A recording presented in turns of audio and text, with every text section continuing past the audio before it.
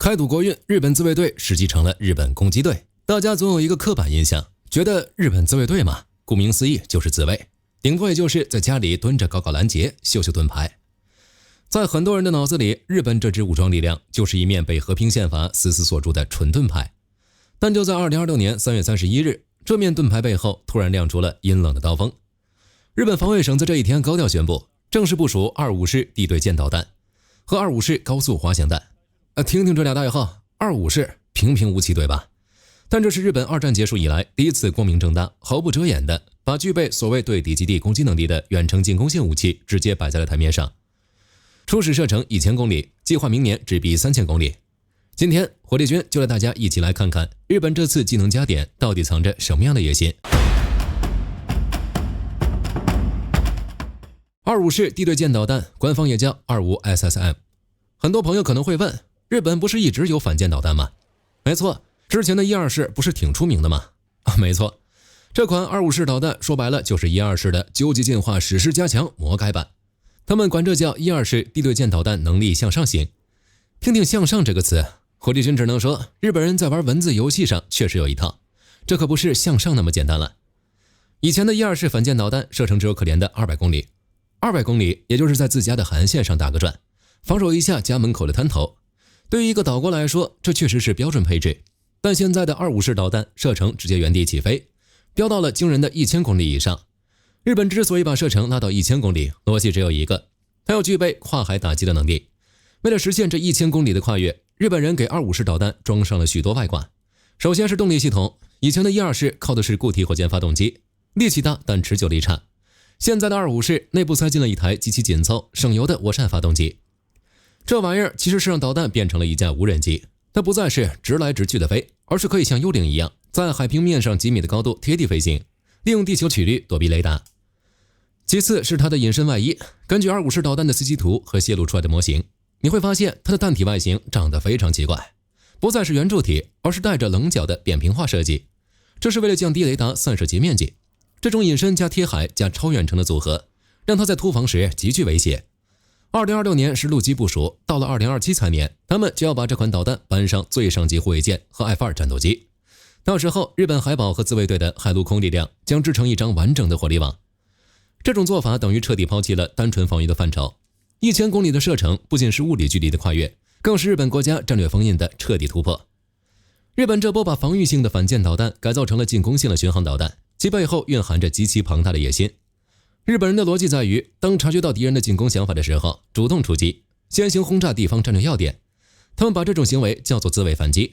如果單純從邏輯上講，這種想法其實是很離譜的。但日本的情況不一樣，他這種離譜的邏輯恰恰是符合邏輯的。為什麼這麼說呢？因為日本是一個細長的島國，沒有任何戰略縱深，人口密度極大，這就導致韓國、朝鮮，哪怕是俄羅斯，想打擊到日本本土，並造成毀滅性傷害都不是什麼難事。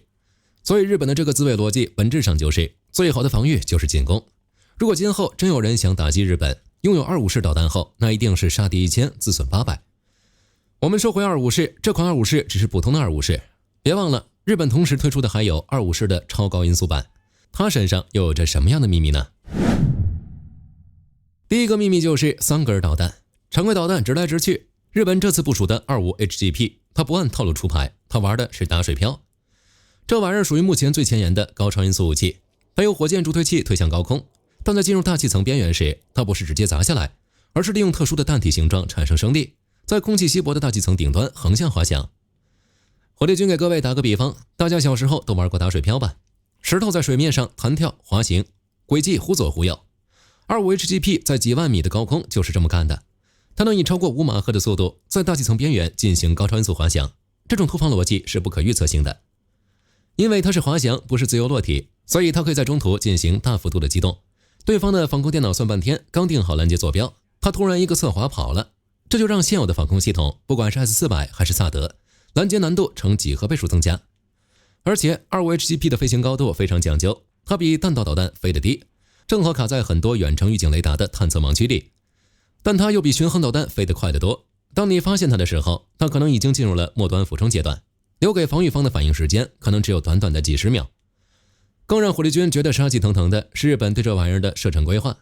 目前在靜岡縣和九州部署的，雖然對外宣稱是所謂的早期型，射程在數百公里左右，但日本官方在2026年度的防衛預算裡，可是白紙黑字的砸下了重金，研發所謂的能力強化型。他們的野心根本不打算藏着掖着，日本準備在明年把這款滑行彈的射程拉長到恐怖的2000公里，甚至3000公里。5馬赫以上的速度，射程2000公里以上，打水漂式彈道。日本不聲不響的，怎麼突然搞出來這麼一個怪物呢？它究竟是如何設計出來的呢？很多人以為日本是材料大國、精密機械大國，造個導彈還不是手到擒來？但沒有風洞試驗，這玩意兒就是一根貴一點的雙響炮。尤其是像25式這種要玩高超音速滑翔的狠角色，風洞必不可少。但現實是，日本自家的風洞技術其實挺尷尬的。日本宇宙航空研究開發機構確實有風洞，但那大都是搞民用航天或者基礎空氣動力學研究的，啟動時間在1秒內。對於5馬赫以上，甚至要在大氣層邊緣長時間打水漂的高超音速武器來說，日本自家的風洞在模擬高寒環境，也就是極高溫、极高壓氣流方面，性能上限非常明顯。簡單的來說，日本自家的風洞能吹出形狀，但吹不出實戰真實數據。那麼25式是怎麼出來的？答案是靠美國。別看世界上擁有超高音速導彈的國家不少，但風洞這方面，美國是獨一檔。以 LENS-2 和 ADEC-TERNO9 為代表，前者是高超音速激波風洞，可模擬 4.5 到8馬赫，最高達10馬赫，用於測試高超音速武器與超燃冲壓發動機能復現飛行真實數據。後者由空軍阿諾德工程發展中心運營，馬赫覆蓋最高至18馬赫，可測試全尺寸載入飛行器與先進攔截器，是高超音速體系的核心設備。二者均支撐了美先進戰機、導彈與航天裝備的氣動與熱防護驗證，是研發不可或缺的地面試飛場。根據一些防務協作協議，25式高超音速滑翔彈的關鍵氣動數據，其實就是在美國的阿諾德工程發展中心以及 NASA 的超音速風洞裡跑出來的。在那些能模擬10馬赫、持續產生數千度高溫氣流的美國風洞裡，日本的25式滑翔彈才真正完成了從模型到殺器的蛻變。如果沒有美國這些頂級風洞的支撐，日本想在2026年就部署高超音速滑翔彈，基本不太可能。那麼，為什麼日本大費周章搞出來25式呢？為了看清日本的布局，我們必須結合2件事來看。就在2026年3月底，在25式導彈部署的同時，日本自衛隊完成了一次史上最大的編制改組計劃。而就在1年之前，又成立了統合司令部。以前的日本自衛隊是什麼樣？海陸空3家人各過各的，指揮權分散在各自的參谋長手裡。如果想打一場聯合作戰，得先在東京的防衛省大樓裡開半天會協調。這種架構搞救災還行，要是真玩超前防禦，這種反應速度基本就是等死。現在的統合司令部把這3家人的指揮權直接揉成了一個拳頭。這個司令部坐落在東京市中心的事故基地，雖然只有240多人的核心編制，但他的權力大得驚人。他不再負責那些瑣碎的徵兵和訓練，他的唯一任務就是打仗，而且是打高強度的信息化戰爭。最讓火力軍震驚的細節是，這個統合司令部在設計之初就預留了與美軍印太司令部接口。2025年成立的時候，美軍印太司令部就向駐日美軍下放指揮權，形成了印太司令部到驻日美軍到日本聯合司令部3級直通鏈路，徹底解決了過去雙軌並行、協調慢的問題。這意味着，當日本的25式導彈在9州起飛時，它的目標數據實時指導修正，甚至打擊效果評估，可以直接通過這個統合司令部與美軍的衛星網絡和預警體系實時共享。這已經不是簡單的盟友了，更是一種深度捆綁融合。如果說聯合司令部是日本解開封印的框架，那麼在2026年3月底發生的改編，就是正式破開封印的宣告。在這一天，日本海上自衛隊正式撤銷了那個聽起來溫良恭謙的護衛隊艦隊編制，取而代之的是一個殺氣騰腾的新名字——水上艦隊。以前的海上自衛隊是怎麼玩的？它分成了4個護衛隊群，每個群圍着一架直升機驅逐艦轉，主要任務是反潛、防空，說白了就是給美軍當帶刀護衛。那種編制是典型的手勢架構，但改組後的水上艦隊玩的是大合體和模塊化。日本人把原本各管各的護衛隊群和掃海隊群直接揉碎，重新整編成了3個功能極其明確的戰術集團。最值得注意的是那個快速反應群，這個群不再搞什麼慢悠悠的巡邏，它的核心配置是那些最新服役的、長得像科幻戰艦一樣的最上級多功能護衛艦。這些 FFM 戰艦排水量雖然不大，但自動化程度極高。最關鍵的是，他們在整編中被明確賦予了遠程進攻的任務。這種小巧、隱身、跑得快的戰艦，在海面上就像一群成群結隊的海上刺客。而那些昂貴的宙斯盾驅逐艦，也不再僅僅是防空盾牌了。在這次改組中，新成立的3個戰群全部部署宙斯盾。這意味着日本的宙斯盾艦現在成了海上移動的指揮中心。他們通過衛星電路可以直接指揮25式導彈車，這種分布式的打法讓日本海上力量從一個點變成了一張覆蓋數千公里的網。這次編制重改，火力軍認為本質上也是為了配合250式導彈，形成戰略壓制和實戰能力。所以當看到日本部署250式導彈時，千萬別把它當成孤立的武器看，要看到它背后那個正變得越來越冷酷、反應越來越快且與美軍高度重合的日軍。在軍事上，毫無疑問，這次改組和250式導彈的部署極大地拉高了日本的軍事力量和作為體系。但日本這波操作真的能讓它更安全嗎？日本這次部署250式反艦導彈和高速滑翔彈，是一次務實且帶有強烈目的性的裝備升級。從技術角度看，這確實補齊了日本自衛隊長期以來有盾無矛的戰略短板。配合新成立的統合司令部以及改組後的水上艦隊，日本現在的反應速度和打擊精度已經完全跳出了傳統二線防禦的範疇。這支力量更像是一個高度集成的、隨時可以進行遠程火力覆蓋的部隊。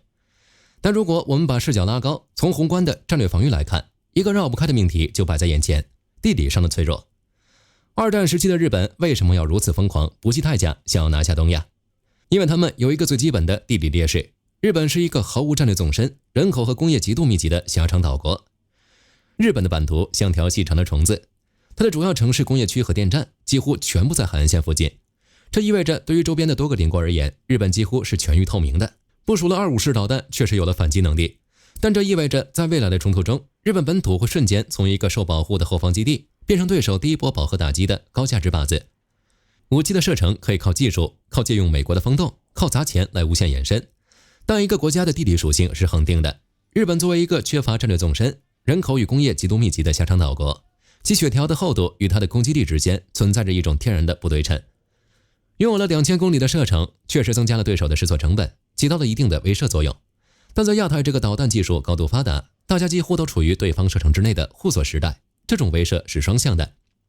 這產生了一個非常離譜的悖論：當日本把長矛磨得越來越亮，甚至把指揮系統與盟友深度捆綁的時候，確實變得更有威懾力了。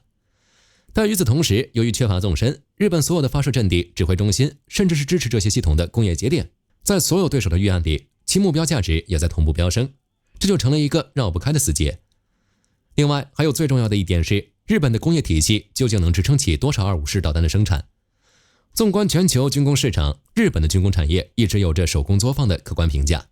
其他方面的工業和科技能力，日本確實領先很多，甚至可以說僅次於美國也不為過。但因為受限於和平憲法的歷史出口限制，他們無法通過大規模量產來攤薄研發成本，導致日本自研的武器單價往往是國際同類產品的數倍。參考近年來全球各地的實戰，現代高強度區域衝突已經證明了飽和式打擊才是常態。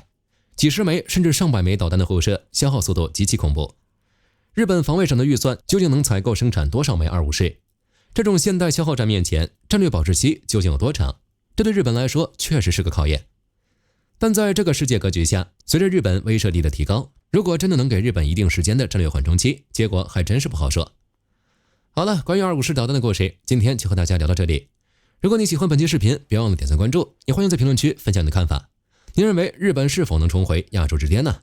我是火力軍，我們下期再見。